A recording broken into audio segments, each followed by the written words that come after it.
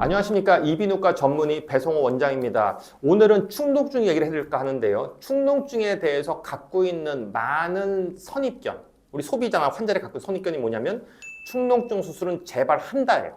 제발 하니까 이거 할 필요 없다 이렇게 나와서 오늘은 정말로 재발이 되는지 안 되는지에 대한 얘기를 잠깐 해드리고자 합니다. 그러면 축농증에 대한 기본 얘기 다시 한번 합니다. 축농증이라는 게 뭐냐면 코 주변에 우리가 빈 방이 있다. 그 빈 방은 코랑 통해져 있게 된다. 그래서 우리가 코를 세게 풀거나 들이마시면 특히 비염이 있는 분들 콧물이 넘어가면 나오면 되는데 문제는 뭐다? 이 구멍이 나이가 들수록 좁아져서 어느 순간에 막히는 경우. 막혔는데 콧물이 들어가고 막히면 어떻게 된다? 안에서 썩는다. 그때는 구멍을 뚫어준다가 축농증 수술의 기본이 되겠습니다. 자, 문제는 뭐냐면 이런 거예요. 이렇게 축농증이 꽉 찼는데 이거를 저희가 여기 구멍을 뚫어서 고름을 다 빼죠. 자, 고름 뺐더니 이렇게 깨끗해졌어요. 이런 경우에 다시 재발되느냐? 매우 힘든 일입니다.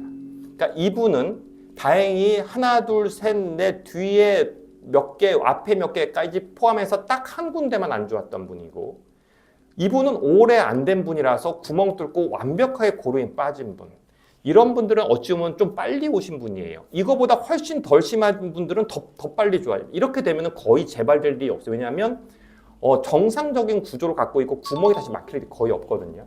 근데 이런 분들은 비슷한 모양으로 왔는데 구멍을 제가 똑같은 실로 뚫었는데 남는 게 있죠. 뭐예요? 우리가 굳은 살이에요. 콧물이라는 게 들어가서 너무 오랜 기간 있으면 피부랑 함께 굳어버리거든요.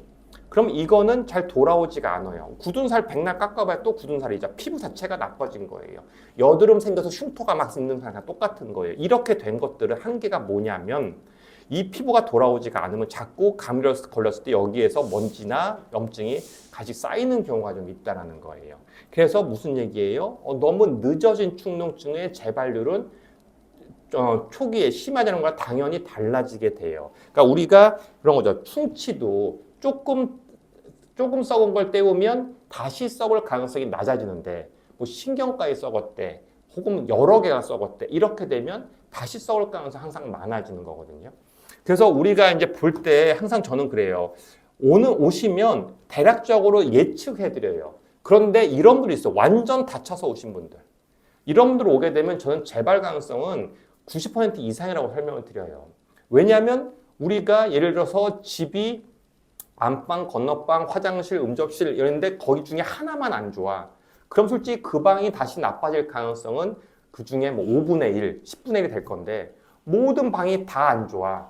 그럼 이 집이 다시 안 좋아질 가능성은 어디 하나라도 터질 가능성은 되게 높다라는 거죠. 그래서 축농증은 제가 항상 얘기하는 게 뭐예요?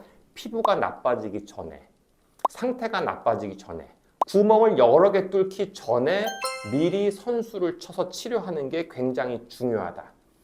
그래야지만 우리는 뭐하다? 100살까지 재발을 덜 겪을 거다. 축농증이 재발됩니까? 라고 물어본다면 안 된다고 얘기하는 거짓말이지만 빨리 하면 할수록 재발을 현저히 줄일 수 있다. 그거는 충치건 축농증이건 똑같다. 그러니까 오늘 얘기의 핵심은 이거였습니다.